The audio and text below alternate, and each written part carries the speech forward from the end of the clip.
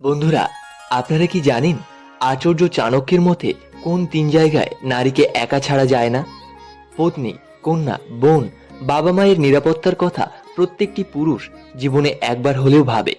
পুরুষের এই চিন্তাকে নিয়ে আচার্য চাণক্য নীতিতে এমন তিনটি বিশেষ জায়গার কথা বলা হয়েছে, যে তিনটি জায়গায় আপনি যদি আপনার পত্নী, কন্যা বা অন্য কোনো নারীকে একা ছেড়ে আসেন, তাহলে সারাটা জীবন আপনাকে পস্তাতে হবে।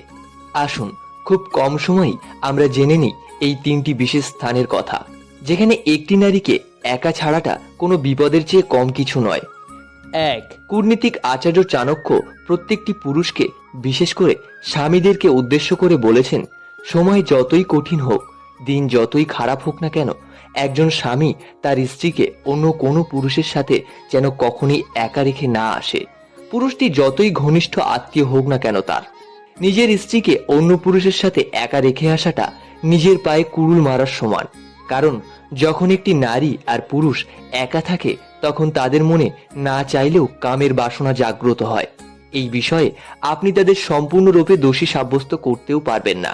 কারণ এমন সময়ে চিন্তাভাবনা এতই চঞ্চল হয়ে থাকে যে একজন মানুষ কখন তার নিজের সীমা অতিক্রম করে ফেলে সেটা তার মাথায় আসে না। সেই জন্যই আপনি দেখবেন আমাদের সমাজে একটি যুবতী মেয়ে নিজের বাবার সাথে একই বিছানায় থাকাটাও নিষিদ্ধ।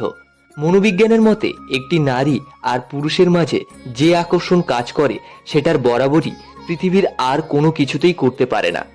দুই, স্ত্রী যদি নির্দোষ হয় কিন্তু প্রতিবেশী বা আপনার শত্রুরা তাকে দোষারোপ করতে থাকে, তাহলে স্বামীর উচিত হলো স্ত্রীকে তার পূর্ণ সমর্থন দেওয়া, তাকে অন্যের সাথে ঝগড়া করার জন্য একা না রাখা, এক কথায় তাকে মেন্টালি ডিপ্রেস হতে না দেওয়া। কারণ একজন নারী তার নিজের ঘর ছেড়ে এই বিশ্বাসটাকে আঁকড়ে ধরে, এমন একটি হাত ধরে যে তার স্বামী তাকে সাপোর্ট করবে, তার নেতৃত্বে একটা ভালো ভবিষ্যৎ সে পাবে। তাই স্ত্রী যদি বিশ্বাসযোগ্য হয়, স্ত্রীর পবিত্রতায় স্বামীর যদি সন্দেহ না থাকে, তাহলে পুরো পৃথিবী যদি স্ত্রীকে নিয়ে বাজে কথা বলে, তবুও একজন পুরুষের উচিত নয় নারীকে একা ছেড়ে দেওয়া। তিন, চাণক্যের মতে স্ত্রীর অসুস্থতায় তাকে কখনোই একা ছেড়ে দেওয়াটা উচিত নয়। একজন স্বামী যেমন স্ত্রীর কাছে শান্তি, মায়া, সেবা আশা করে থাকে, ঠিক তেমনটি একটি স্ত্রীর ক্ষেত্রেও প্রযোজ্য।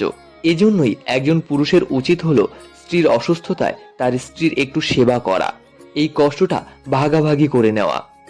ধন্যবাদ।